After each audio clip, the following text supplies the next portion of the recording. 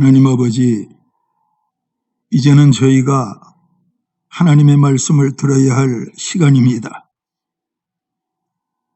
증거되는 말씀 속에 하나님의 능력이 함께 하시옵고 말씀을 들을 모든 성도들의 마음이 성도들의 만져주심을 통하여 활짝 열리게 해주시기를 원하옵고 기도하옵나이다.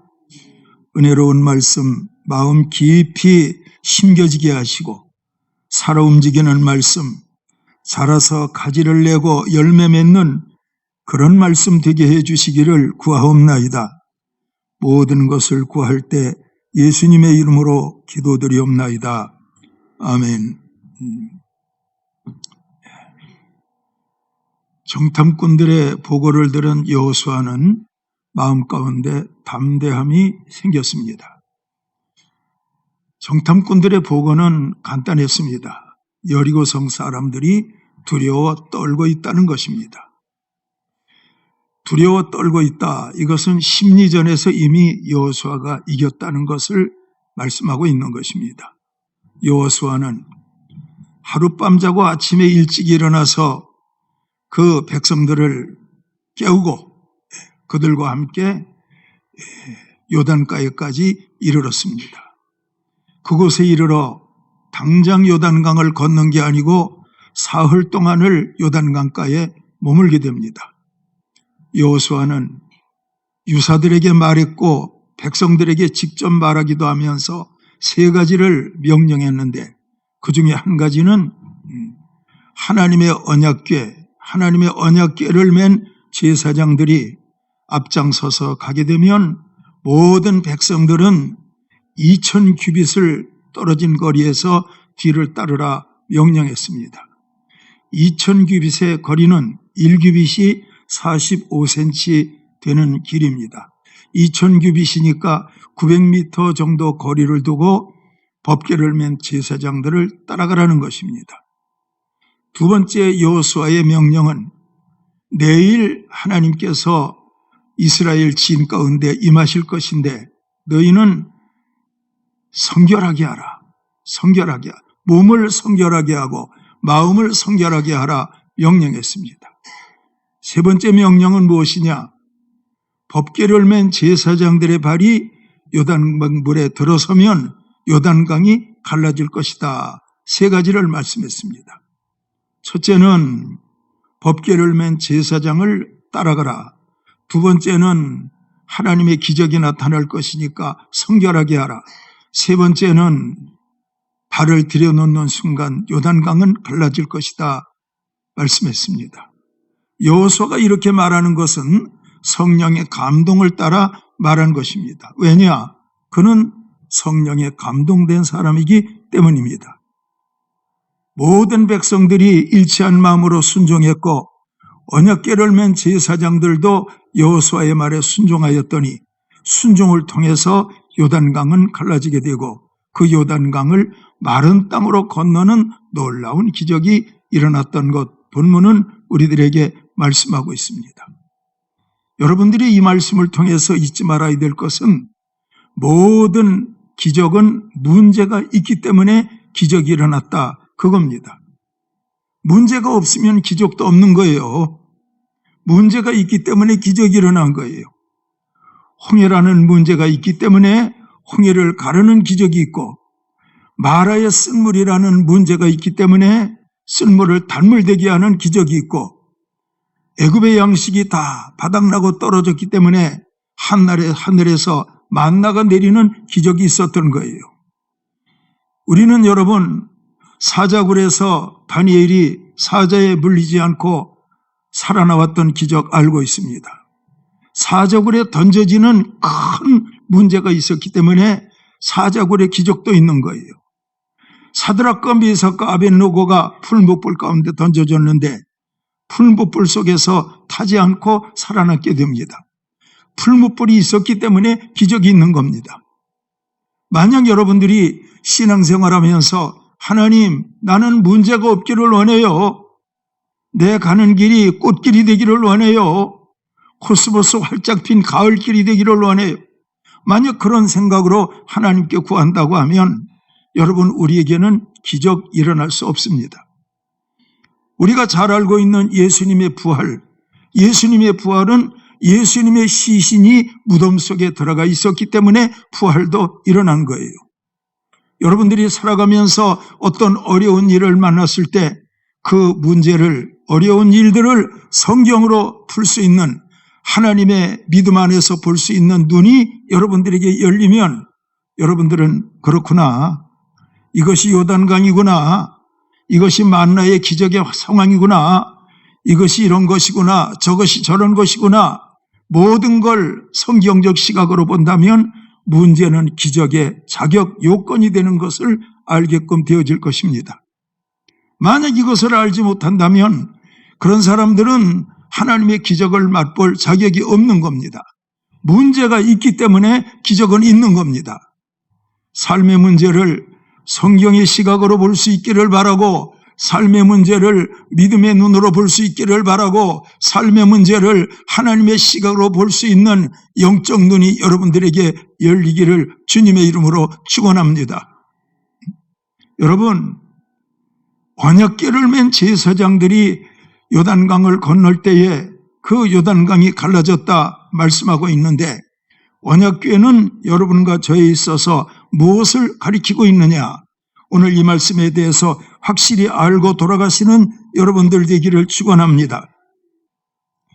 히브리서 9장 4절에 있는 말씀을 보면 금향로와 사면을 금으로 싼 언약궤가 있고 그 안에 만나를 담은 금항아리와 아론의 쌍난 지팡이와 언약의 돌판들이 있고 그 위에 속죄소를 덮는 영광의 그룹들이 있으니 이런 것들에 관하여는 이제 낱낱이 말할 수 없노라.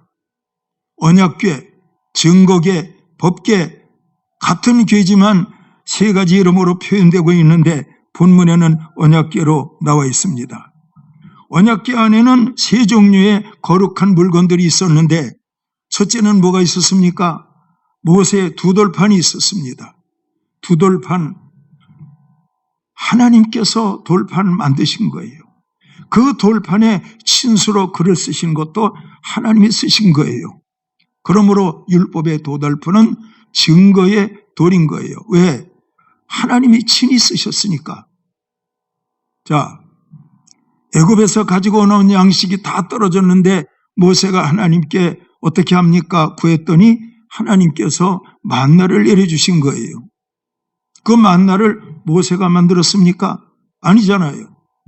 하나님이 보내신 거예요. 돌판도 하나님의 손으로 만드신 거고 만나도 하나님의 손으로 만드신 거예요. 그리고 또 한 가지가 나와 있는데 아론의 쌍난 지팡이예요. 여러분, 마른 막대기가 어떻게 싹이 납니까? 있을 수 없는 일이잖아요. 민수기 17장에 기록되어 있는 말씀을 보면 고라 자손들이 모세를 향하여 반역을 했는데 그때 하나님께서 모세에게 말씀하시기를 이스라엘 지파별로 그들이 가지고 있는 지팡이를 가지고 나오게 하라. 그 지팡이에다마다 지파별로 이름을 쓰라 말씀했습니다. 아론의 지팡 거기에는 레위 지파인데 레위라고 쓰지 말고 아론의 이름을 쓰라 하셨습니다. 그리고 12지파니까 12개의 지팡이를 하나님의 궤 앞에 갖다 놓고 하룻밤을 지냈는데 그 이튿날 가서 보니까 다른 지파의 지팡이는 마른 지팡이 그대로 있는데 아론의 지팡이만 싹이 난 거예요. 여러분, 마른 막대기, 마른 지팡이에 싹이 났다고 하는 것은 이것은 부활을 가리키는 거예요. 잘 들으셔야 돼요. 만나 누가 만드신 거예요? 하나님. 아론의 쌍난 지팡이 누가 하신 거예요? 하나님. 예? 성경은요, 이 언약궤 안에 있는 세 가지의 거룩한 물건들이 전부 하나님의 손으로 만들어진 거예요. 예?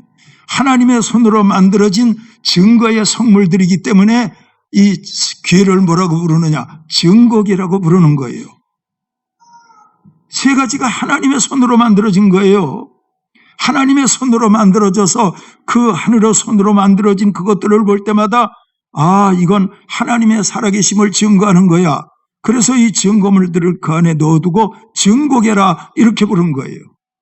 또 하나님의 교를 언약궤라 불렀는데 하나님께서 모세에게 약속하시기를 언약궤 위에 날개를 펴고 있는 두 그룹 천사의 모양이 있는데 내가 그 두 그룹들 사이에 임재해서 너에게 말할 것이다. 두 그룹 사이에 내가 임재해서 모세 내가 너에게 말할 것이다. 거기에 임재해서 내가 너에게 말할 것이다. 말할 것이다. 이걸 약속하셨기 때문에 언약궤가 되는 거예요. 여러분 잘 생각해 봐요. 아란의 쌍론 지팡이도 하나님이 하셨고 만나도 하나님이 하셨고 모세의 두 돌판도 하나님이 하셨는데 이 모든 것들이 장차 이 땅에 오실 예수 그리스도를 가리키는 거예요. 만나 하나님 손에서 만들어진 거예요. 요한복음 6장 예수님이 뭐라고 하십니까? 하늘에서 만나가 내려서 이스라엘 백성들 너희의 조상들이 배부리 먹었는데 그 만나는 모세가 준 것이 아니고 하나님이 내린 것이다. 이 만나는 장차 이 땅에 와서 십자가 위에 죽으시고 너희를 위해서 생명의 떡이 될 예수님을 가리키는 것이다. 예수님 그렇게 말씀하셨잖아요. 아론의 쌍난 지팡이 이건 부활을 가리키는 거예요. 예수님이 이 땅에 오셔서 무덤에서 죽으시고 사흘 만에 부활했어요. 그래요. 율법의 두 돌판 베드로전서 2장에 있는 말씀을 보면 모세는 예수 그리스도를 산돌이라고 말씀하고 있어요. 모세의 두 돌판, 그 두 돌판은 지금 의미가 없어요. 모세의 두 돌판의 계명은 우리가 마음 가운데 새기면 되는 것이지 그 두 돌판 지금 있어봤자 박물관에 들어갈 필요밖에 없는 거예요. 그러므로 여러분 그 증거계 속에 언약궤 속에 법궤 속에 들어가 있는 세 가지 물건들은 다 예수님을 가리키고 있는 거예요. 예? 자, 그래서 히브리서 9장 11절에 있는 말씀을 보니까 예수 그리스도께서 장래 좋은 일의 대제사장으로 오사 손으로 짓지 아니한 곧 이 창조에 속하지 아니한 더 크고 온전한 장막으로 말미암아 염소와 송아지 피로 하지 아니하고 오직 자기의 피로 영원한 속죄를 이루어 단번에 성소에 들어가셨느니라. 또 말씀하시기를 하물며 영원하신 성령으로 말미암아 흠없이 자기를 하나님께 드린 그리스도의 피가 너희 양심을 죽은 행실에서 깨끗하게 하고 살아계신 하나님을 섬기게 하지 못하겠느냐 말씀하시고 있는 거예요.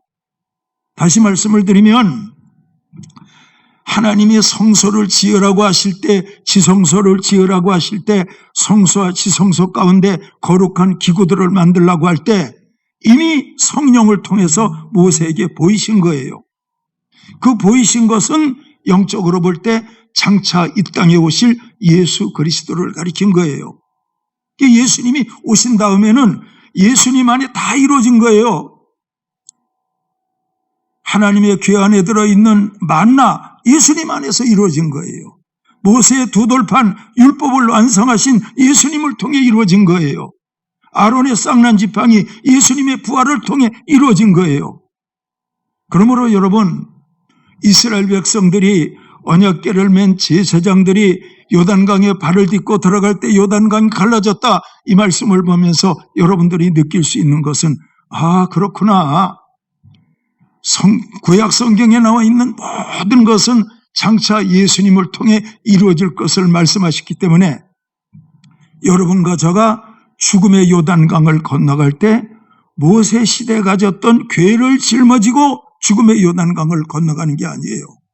우리는 예수의 이름으로 죽음의 요단강을 건너가는 거예요. 이게 여러분들이 잊지 말고 알아야 될 거예요. 옛날에 그 궤는요 그 시대는 다 지나간 거예요. 이제는 예수 그리스도의 복음 안에 모든 모세의 율법, 모세의 그 당시에 있었던 그들의 복잡한 예식이 다 이루어진 거예요. 예수 안에 다 이루어진 거예요. 여러분 아시잖아요. 그 당시에는 양과 소가 피를 흘려서 그 짐승들의 피로 말미암아 죄가 사함받았는데 우리 예수님이 세상 죄를 지고 가는 하나님의 어린 양으로 오셔서 여러분과 저의 죄를 위해 죽으셨기 때문에 양과 소의 피로 죄사함을 받는 건 지나간 거예요. 우리는 예수의 피로 죄사함을 받는 거예요. 그리고 예수님의 이름으로 요단강을 건너가는 거예요. 가나안 땅을 정복하기 위해서 요단강은 피할 수 없어요. 가나안 땅은 영적으로 어디? 천국이잖아요. 요단강을 건너야 가나안 땅에 들어가는 것처럼 우리가 여러분 가나안 땅인 천국에 들어가기 위해서 죽음의 요단강을 반드시 거쳐야 돼요. 장례식 때 부르는 찬송 해보다 더 밝은 저 천국 요단강 건너가 만나리. 여러분 요단강은 죽음을 말하는 거예요. 여러분들은 주로 기도하면 현실 문제를 기도하잖아요. 건강을 위해서 기도하고 사업을 위해서 기도하고 자녀들을 위해서 기도하고 우리는 현실적으로 여러 가지 구할 것들을 하나님께 구하고 있는데 하나님은 뭐라 그러세요? 그거 구하지 말고 그 나라와 그 일을 구해라. 예? 그 나라와 그 일을 구해라.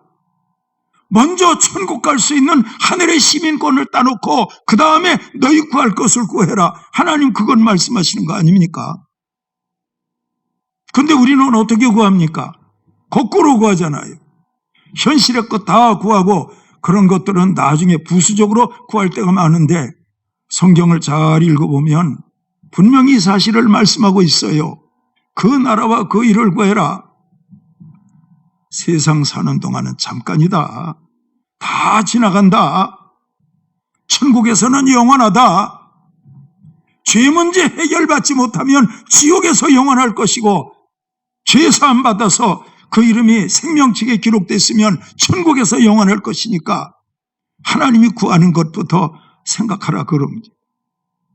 여러분 우리가 잘 아는 요한복음 6장 말씀 있잖아요. 그 많은 사람들이 그 광야에 몰려든 것은 떡을 먹고 배부른 것 때문에 몰려온 거예요. 그들의 원대로 예수님이 해야 되잖아요. 떡을 만들어주고 생선을 만들어주고 기적을 베풀어줘야 하는데 예수님이 아무런 기적도 안 나타내요. 그리고 다만 그리스도의 피를 말씀하시고 생명의 떡을 말씀하시는 거예요. 그걸로 상황 끝이에요. 사람들은 뭐라 그래요? 어렵도다. 이 사람이 누구이기에 자기의 몸에 있는 피를 뽑아서 이 많은 사람들에게 마시게 할 수 있느냐? 어렵도다. 돌아가잖아요. 베드로는 깨닫잖아요. 다 돌아간 다음에 예수님 말씀하시기를 내게 주신 자는 내게로 올 것이요. 여러분 잘 들어요. 내게 주신 자는 내게로 올 것이요. 다 돌아간 그들은 하나님이 내게 주신 자가 아니라는 거예요. 남아있는 12제자를 향하여 내게 주신 자는 내게로 올 것이요. 베드로가 말하기를 영생의 말씀이 주께 계시오매 우리가 네게로 가오리까 말씀하고 있잖아요. 여러분 복음을 깨달아야 돼요. 왜 예수님이 십자가에서 죽으시고 사흘 만에 사셨는지 여러분들이 알아야 돼요. 저는 오래전에 어떤 교회 가서 그 교회 임직된가 제가 축사 순서를 맡아가지고 한 순서를 감당한 적이 있어요. 그때 여러분 제가 그들에게 그런 말 했어요.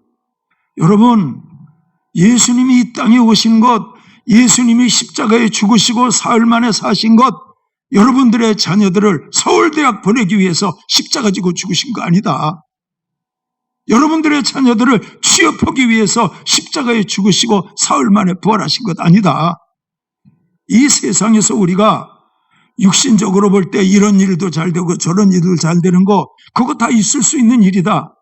그렇지만 하나님이 바라시는 것은 예수가 십자가에 죽으시고 사흘 만에 부활한 것은 여러분들의 죄 때문에 죽으셨고 여러분들이 가야 할 영원한 천국 때문에 주님이 죽으시고 부활한 것이다. 그래서 십자가에 죽으시고 부활하신 예수님의 목적이 내 안에 이루어지는 것이 내가 예수님을 믿는 것이고 그 사람은 천국에 들어갈 시민권을 얻은 사람이고 하나님의 나라가 그 안에 이루어진 사람이고 천하를 얻은 것보다 그 사람은 귀한 사람. 날마다 고운 베옷을 입고 화로에 연락하는 부자. 여러분 성공한 사람이잖아요. 성공했지요.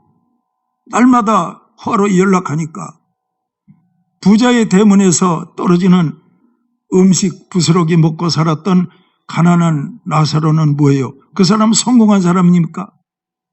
근데 예수님은요, 천국도 만드시고 지옥도 만드신 예수님이 그 부자보다 차라리 거지 나사로가 낫다, 이렇게 말씀하셨다니까.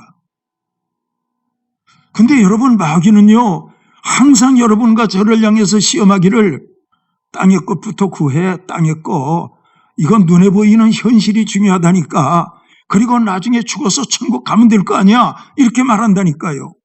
근데 여러분, 신앙생활 바로 해야 돼요.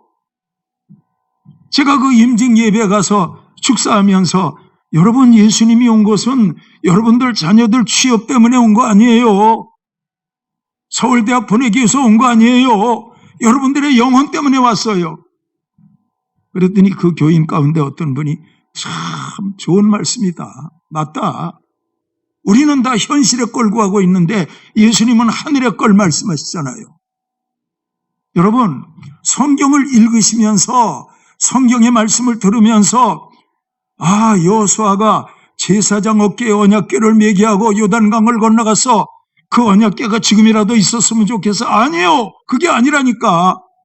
그 언약궤 안에 하나님의 거룩한 성물의 의미는 예수 그리스도 안에 다 이루어진 거예요.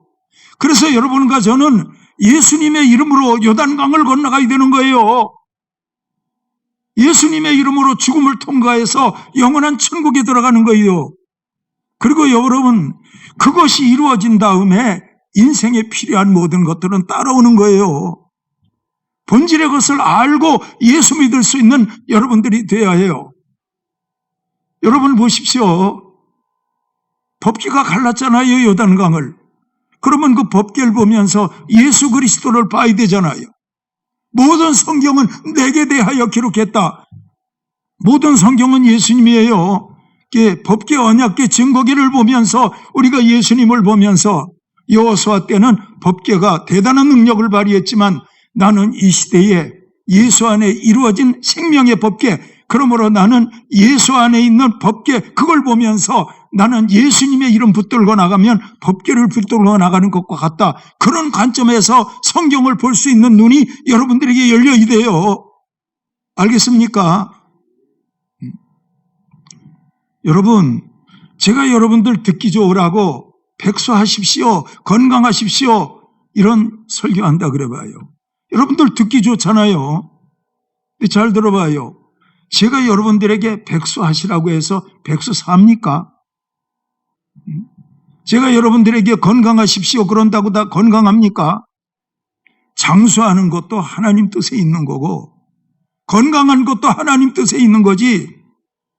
강단에서 말씀을 전하는 주의 사자가 여러분들 듣기 좋으라고 여러분 기호에 맞추어서 어떤 말씀을 전한다고 해서 그게 이루어지는 겁니까? 아니잖아요.